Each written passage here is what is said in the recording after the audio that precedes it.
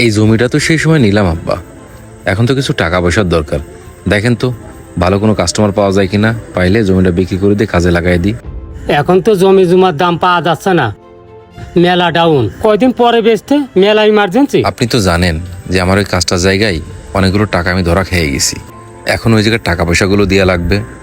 এদিক দিয়ে আপনার মেয়ের গহনাগুলো বন্ধক থোয়া রয়েছে, ওগুলো তো ছাড়ানো লাগবে, না হলে তো সমস্যা হয়ে যাচ্ছে।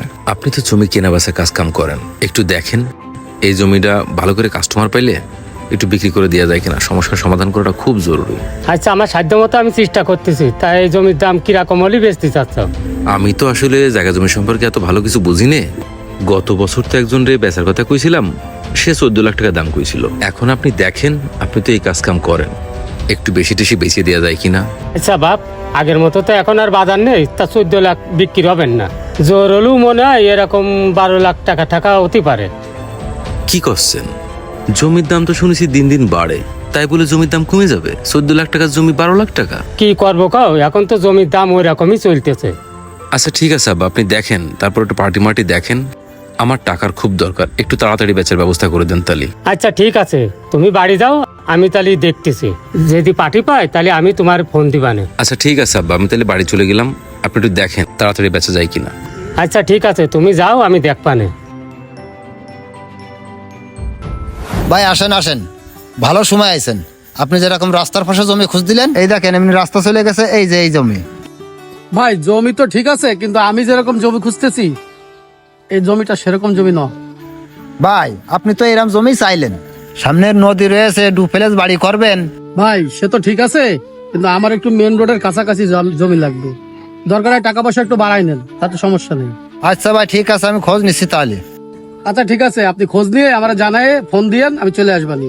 দাঁড়ান ভাই দাঁড়ান, আমি একটু ফোন দিয়ে দেখি আছে কিনা, আমি আপনারা জানাই দিচ্ছি। হ্যালো মাসুম, ভালো কোনো জমি আছে রাস্তার কোলে? আচ্ছা ঠিক আছে রাখ ভাই, আসেন জমি পাইছি, চলেন। ভাই এই যে এই জমির কথা বলেছে, বুঝেছেন? আমি একটু ফোন দিয়ে দেখি, ও তো এখনো আসেনি। ফোন দেন। হ্যাঁ মাসুম, হ্যাঁ তুই কি আইছিস? হ্যাঁ জমির কাছে এসে দাঁড়ায় রয়েছি। আমি আসতেছি। কনে তুই চলে আয়। ভাই এই জমিটা আমার পছন্দ হয়েছে, আপনি কথা বলেন, দেখেন এই জমিটা আমাকে নিয়ে দেওয়া যায় কিনা। হাই ভাই, পাশে কারেন্টের পিলার রয়েছে, রাস্তার পাশে জমি, আবার রাস্তা পিচ হয়েছে, আপনার জন্য খুব ভালো হবে না। জমি আমার পছন্দ হয়েছে, আপনি কথা বলেন। কিরে জামাল, কই সে পার্টি কই? এই যে ভাই পার্টি নিয়ে আইছি, এই লোক পার্টি। ও এই জমিটা কি আপনার চাচা? হ্যাঁ মনে করেন আমারই, ওই আমার জামার জমি। ওই জামার জমি মানেই আমারই। ও আচ্ছা, তা কত কিরকম হলে জমিটা ছাড়বেন? জমি তো 25 লাখ টাকা বেচা কিনা করার টার্গেট ছিল। ওরে আল্লাহ, জমি পছন্দ হয়েছে, কিন্তু এত টাকা তো আমি দিতে পারবো না, একটু দাম কমায় টমায় চান। আচ্ছা ঠিক আছে, ওই একটু কম সম করে নিশেনে, আর ভাই ওই 23 লাখ টাকা দিয়ে দিয়ে নেন। না ভাই 23 লাখ টাকা না, একটু বেশি হয়ে যাচ্ছে, একটু কমাই বলেন। বাপু আমি এর বেশি আর কমাতে পারবেন না, কারণ জামার জমি তো, কমাতে গেলে সমস্যা হয়ে যাবে না। আচ্ছা আর কোনো কথা কইস নে ভাই, 22 লাখ টাকা দিয়ে দেবে না, নিয়ে জমিটা রেস্টি করে দে।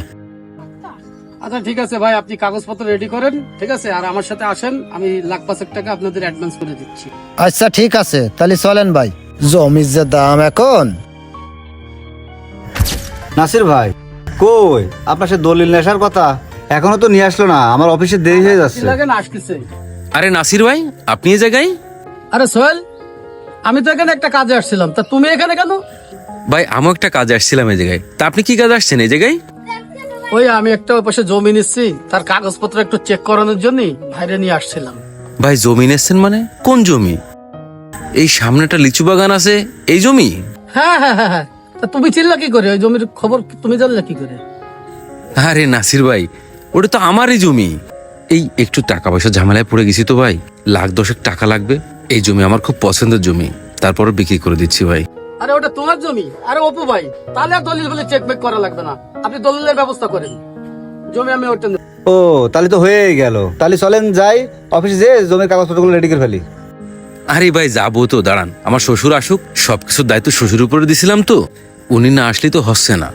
তবে ভাই আপনি খুব লাকি ম্যান ভাই, এই যে জমিটা আপনি অল্প দামের মধ্যে পেয়ে যাচ্ছেন ভাই। গত বছরে তো এই জমিটার দাম করেছিলাম 14 লাখ টাকা দাম হয়েছিল, তখন বিক্রি করেছিলাম না। এবার আমার টাকার দরকার হয়ে পড়েছে, তাই 12 লাখ টাকায় জমিটা ছেড়ে দিলাম ভাই। কি কও তুমি? 12 লাখ টাকা মানে? কেন ভাই, আমারে তো আমার শ্বশুর তো 12 লাখ টাকার কথাই বলিছে, আপনাকে কি আরো কম বলেছে নাকি? আরে না ভাই, উনি তো আমার কাছে 25 লাখ টাকা চেয়েছিল, পরে কমায় টমায় 22 লাখ টাকা রাজি হয়েছে।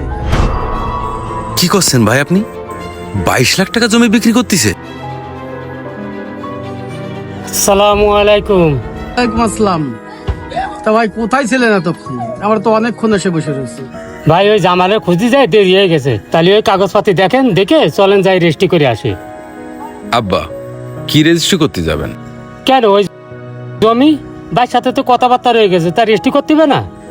ওই জমি তো আমি বেচবো না। কিরকম কথা করছো? বাড়ির পরে লোক ডেকে নিয়ে এসে এখন কথা জমি বেচবো না, তাহলে একটা অপমান হইলো না? মুরব্বী, তা জমির দাম কিরকম কি করলেন আপনি? কেন, জমির দাম তো সব কথাবার্তা ফাইনাল হয়ে গেছে, এখন আর কি হবে? চলেন তাড়াতাড়ি যাই রেজিস্ট্রি করে নি। আব্বা, আপনি বললেন কি আর কাজটা করলেন কি?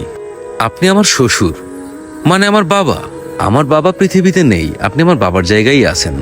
আপনার টাকা লাগবে আপনি আমারে বলতেন, 2 লাখ লাগুক 5 লাখ লাগুক আমি আপনারে দিতাম।